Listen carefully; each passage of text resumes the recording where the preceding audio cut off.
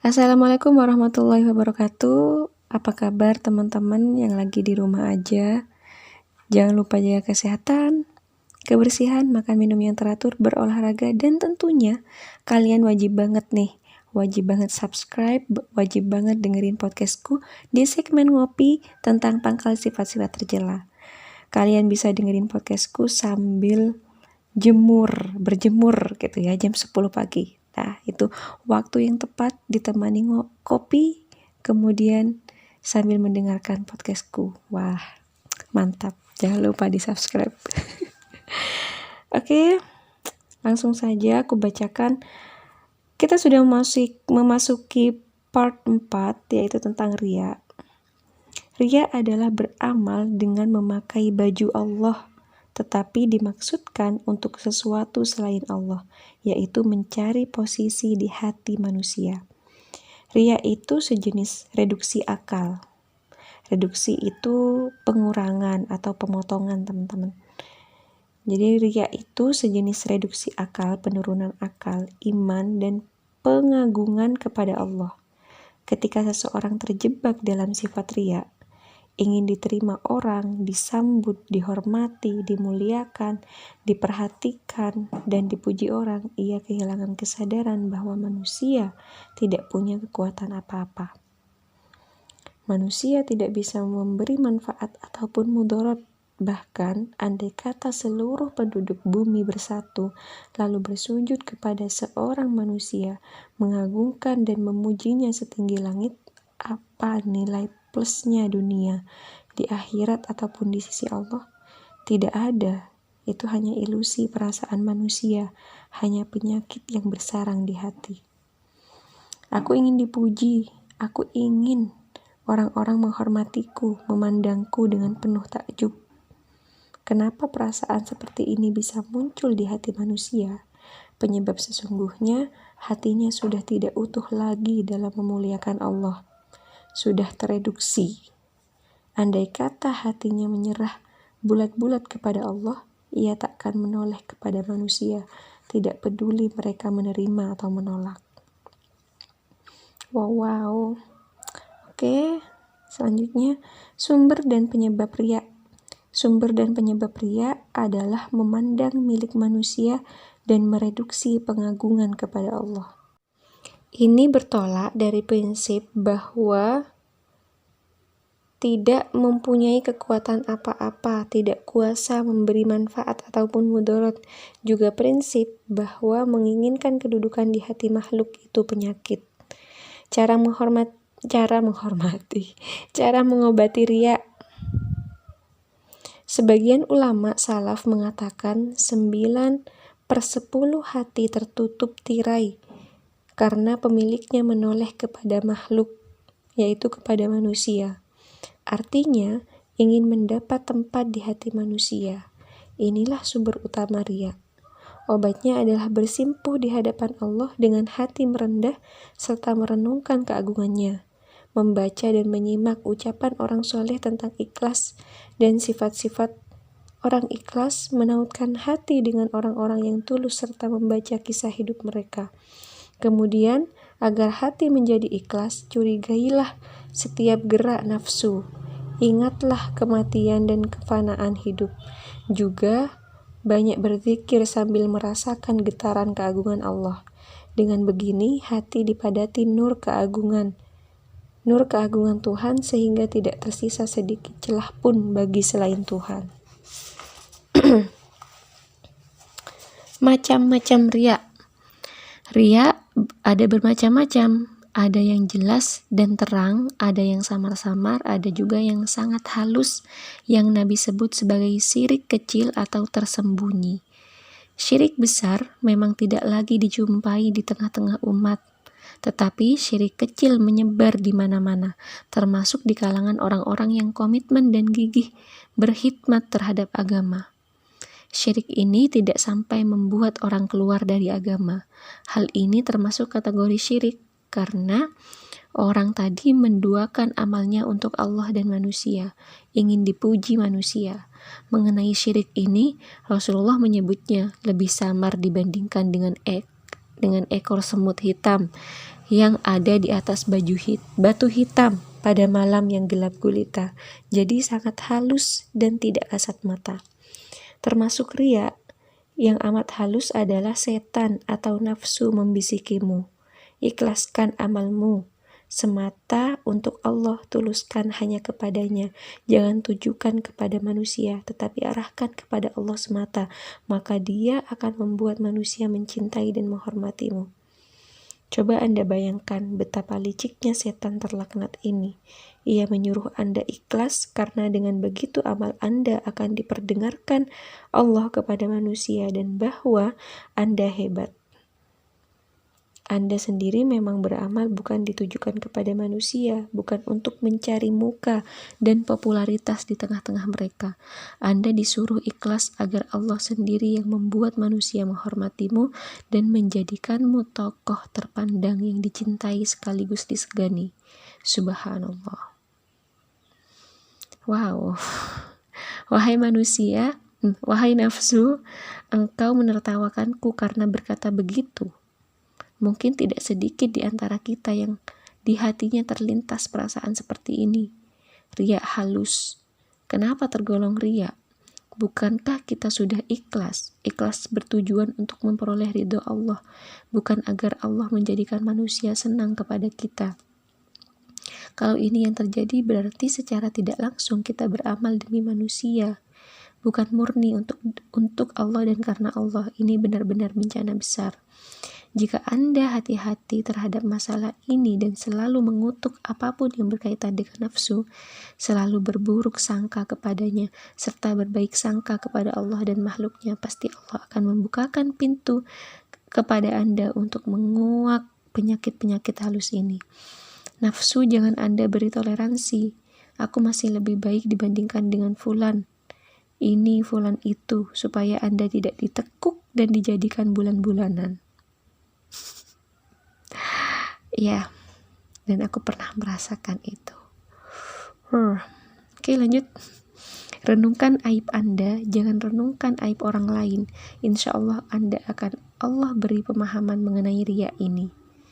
Riya memang sangat berbahaya. Para ulama mengupas masalah ini secara tersendiri dalam karya-karya mereka. Imam Al-Ghazali misalnya, secara detail mengulas masalah aib dan penyakit halus serta krusial ini dalam kitabnya. Kitabnya judulnya Ihya Ulumuddin, jilid 3. Oke, ternyata pembahasan riya hanya ini saja teman-teman. Langsung aku gabung dengan dengki aja ya. Ini pangkal sifat-sifat tercela yang terakhir, yaitu dengki. Dengki, jenis keempat dan terakhir dari induk penyakit hati adalah dengki. Ada dua makna dengki. Pertama, berat melihat nikmat yang diperoleh orang lain. Kedua, berharap nikmat itu hilang darinya. Makna yang pertama adalah pangkal, makna yang kedua adalah cabang. Berat melihat nikmat yang diperoleh orang lain jelas merupakan sifat memuakkan bagi orang-orang yang nuraninya masih lurus dan jiwanya terdidik. Kenapa mesti dengki kepada manusia? Bukankah mereka diberi oleh Allah? Tetapi penyakit ini memang menyimpan rahasia, sehingga orang yang lurus pun bisa terjebak di dalamnya. Kapan dengki ini muncul? Ketika ia bersekongkol dengan penyakit riya, ujub dan sombong. Ketiga induk penyakit inilah yang membiakkan dengki di hati. Iblis diusir Allah karena dengki. Dengki bersarang di hatinya karena ia ujub. Ia memandang dirinya lebih hebat dibandingkan dengan yang lain. Ujub membuatnya protes dan mengungkit-ungkit kepada Allah. Allah, aku sudah menyembahmu di setiap jengkal tempat yang ada, katanya. Karena itu ia menyebabkan iblis ujub. Ia memandang dirinya lebih utama dibandingkan dengan yang lain. Ia pun riya. Ia ingin selain dirinya menghormati dan memberinya kedudukan yang tinggi. Karena itu ia tidak mau bersujud kepada Adam. Ketiga penyakit inilah yang membuatnya menjadi dengki, sebuah bencana besar yang tidak ia sadari. karena memandang dirinya lebih hebat dibandingkan dengan yang lain, merasa memiliki hak atas yang ia lakukan, dan ingin semua makhluk di sekitarnya terpikat, maka ia pun jengkel melihat orang lain berhasil. Muak melihat orang-orang menghormati selain dirinya. Aku sudah memamerkan yang aku lakukan. Aku juga sudah korbankan keikhlasan demi manusia. Tetapi kenapa mereka malah mendatangi orang itu, bukan mendatangiku? Iblis dengki. Ia ingin apa yang diperoleh orang itu lenyap. Kemudian dengan bangga ia mengatakan, aku sudah melakukan amal ini, amal itu. Aku berhak mengungkit ini kepada Allah. Tetapi kenapa malah orang ini yang sukses? Akulah yang mestinya sukses, akulah yang berhak. Kau ciptakan aku dari api, sedangkan dia kau ciptakan dari tanah. Ia juga sombong. Aku lebih hebat dibandingkan dengannya. Tetapi kenapa malah dia yang sukses? Kenapa dia yang dapat?